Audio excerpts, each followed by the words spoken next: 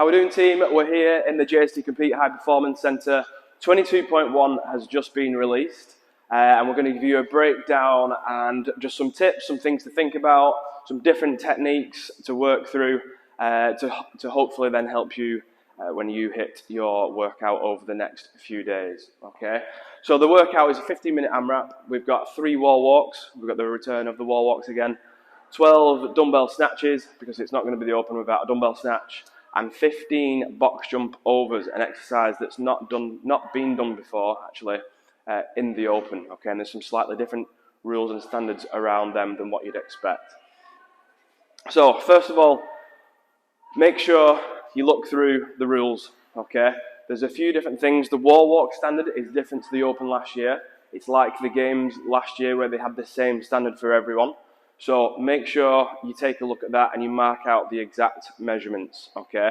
Don't go off last year's movement standards just because that's what you're used to. Take a look at the document, go through those new rules, okay? Nothing has changed with the dumbbell snatches, they're alternating reps. But the box jump overs, and I think for personally, my eye just went, phew, is that there's no rebounding allowed. You have to step down from the box each time. And everyone else's calves also just went few, and I think that's a lot of Achilles and calf saves. So good to think that the CrossFit are thinking about the athletes, learning from previous kind of incidents that have happened on the box jump overs, and it does just make it a little bit more technical on how we approach those box overs as well. So first of all, the setup. There is a set setup that you have to use with the measurements and the markings, just like we saw last year and through the quarterfinals and the virtual semi-finals. Make sure you mark them out. I've not marked them out currently here, but it is very similar to this, where you have your wall. If this is going to be my station, you have your line here that you need to pass and touch with your hands, the line at the back and a line at the front, and then the dumbbell is situated just in front of the line, and then your box situated in front of that again, okay? Now on the diagram in the rules, it has the box facing this way, as if I was going to jump sideways over there, okay? Personally, as some advice from me, I would put it the other way. There's nothing to stipulate that the box can't move, in terms of it can't rotate around. You can choose which side to jump from. But for me, as a first kind of tip, it would be to put the box so that it's side on. So when you start your 15, you've got an equal distance, sorry, when you finish the dumbbell snatch, you've got an equal distance to each side. So if I start here and I finish, my 15th rep is going to be over on this side of the box, and then I've got the same distance to walk back to the wall for the next round as I would if I'd started here and gone to the other side, okay? And then if we go this way and we jump from here, we've got a longer distance to go after that 15th rep to get back to the next round, okay? And that's just sometimes that's some crucial seconds that we don't want to be wasting, okay? If you know, for example, that this isn't going to be a super fast tempo workout, then you might need that little bit of a walk to help you with pacing, just to help you get a few breaths before you go upside down on the wall. So it does depend on the kind of level that you're at and how much you feel that you can push this workout. So that brings me on to the next part, is the two things I always look at when approaching a workout is the time frame and the skill level.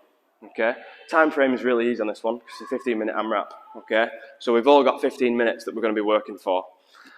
The skill level is something that always differs depending on each athlete. Okay, so for this instance, the wall walk is probably the highest skill element, and the second kind of highest skill element is the technique that you're going to use on the box jump overs. It doesn't get more simple than a dumbbell snatch really, especially at 12 reps. Okay. Most techniques are going to be similar there, but the two things that I want you to be aware of is your competency and confidence on wall walks, and then how confident you are with the jumping and the bounding and the plyometric demand of the box jump overs. Okay, so the more confident you are in both movements, the more you'll be able to push the pace. With that being said, you want to make sure that you've also got the capacity to be able to match and sustain that pace. Okay, so for us guys on JST Compete, we do 2 main tests. We do a 10-minute assault bike or echo bike test, so max cals, and we do a 5K row, okay? Both of those are relatively, well, the 10-minute test is very low skill. There's not much technique to it whatsoever. It's just 10 minutes of capacity test. And the 5K row is a bit more technique to it with the rowing technique, but we're closer in that 5K row to the time domain of this workout. So in terms of pacing, think back to those tests and remember how that felt, okay? We want to try and make sure that we keep a hard but sustainable effort throughout the 15 minutes. Now that is subjective to everyone that does this workout. For some people, a hard, sustainable pace could potentially be 50 seconds a round. For other people, it could be 90 seconds a round, okay? But when the most common question that we'll probably get over the weekend is, what's a good score? A good score is the best score that you can execute, that you can perform, okay? And that will come from maintaining a hard but sustainable pace throughout the 15 minutes and then being able to finish fast in the last 2 minutes, 90 seconds, 60 seconds, okay?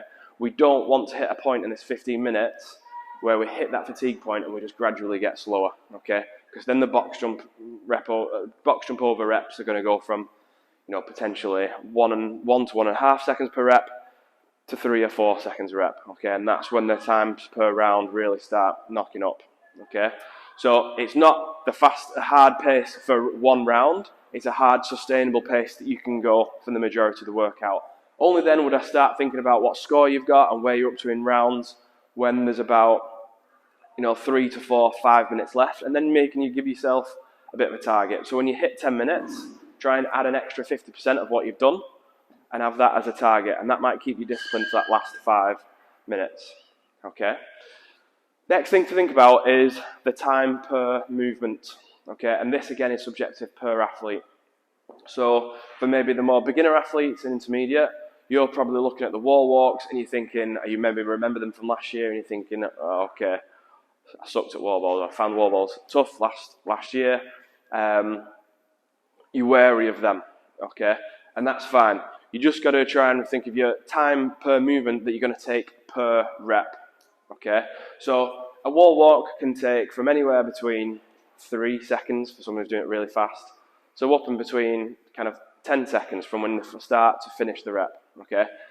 The longer you're going through those reps, the longer it takes you to do a wall walk, the more focus you're going to have to put on completing those reps, okay? So the technique that you're going to use, how much rest you have in between each rep that you do, and the pace that you hold for the remainder of the workout for when you come back to them, okay? If you're someone who can blast through a wall walk in 3 to 5 seconds and go up in kind of 3 or 4 pushes and back down, then you're probably not going to spend too much time on that exercise throughout the whole workout, so it probably needs less thought and less of your attention, okay?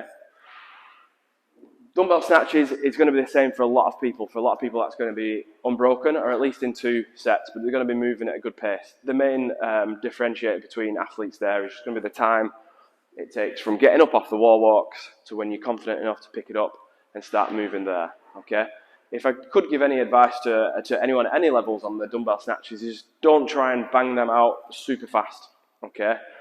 12 dumbbell snatches, if you do them fast, can potentially take 12 seconds. 12 dumbbell snatches controlled can take 16, 17, 18 seconds, okay? It's not a huge amount of difference when we then think about how long it can take us to do slow and fast wall walks and how the difference in time for slow and faster box jump overs, okay?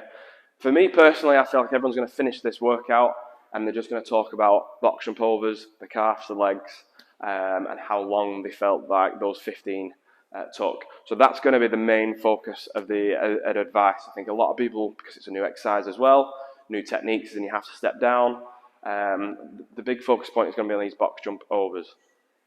So a few different options. So just to recap, you have to step down, okay? So once you're on top of the box, one leg has to clearly touch the floor first, and then the other one lands straight after, okay? A few different approaches that we can take, okay? First one is going to be facing the box. So if I'm facing the box, when I jump, I'm going to jump and turn halfway. So I'm facing kind of side on straight away. So I've turned mid-air, and then I'm stepping down with the remainder of that turn, okay? So I've done a 180 turn, done 90 degrees here, and then 90 degrees after the box, okay?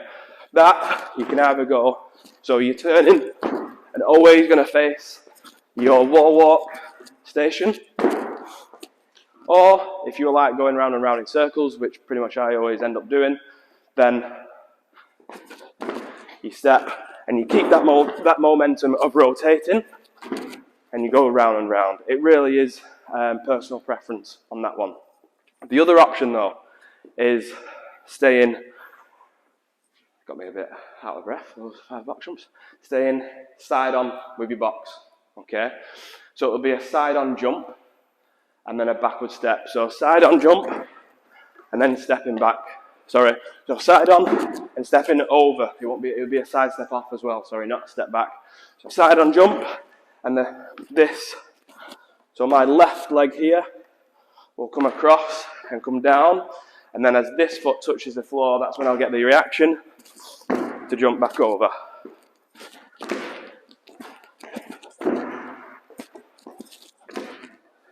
Okay, and in that technique, shoelaces come undone. In that technique, you'll be facing the same direction, obviously, all the way through the 15. Both of those techniques could get quite leggy in terms of, I'm in this position for a lot of the time, okay? It depends, again, personal preference, whether you're fine with that.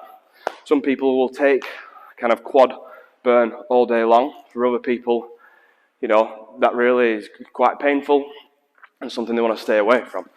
So you could maybe mix up 2 different techniques. If you feel like your legs are really starting to burn out and you feel like that's a factor that's starting to slow you down, then we're going to have to put a little bit more effort into the jump. So we jump a bit higher. We can stand up on the box, take a little breather there if you need to, but then you have to be really quick on the step down, okay? Breather, step down, okay? And let's try and not get used to spending too much time on the box, okay? Get your breather, little second, then step down, okay? Take that time where your legs here aren't under tension, enjoy that second, and then get back to work with the next jump, okay? Again, it depends on the level that you're at. For some people, you know, a box over, for a lot of people even, a box over and 15 reps, a 15-minute AMRAP, it's a lot of jumping. A lot of people aren't conditioned to that. So if you're in that category, then just take that second in between. There's no benefit. No one's going to be doing rebound box jumps, so you're not losing anything there.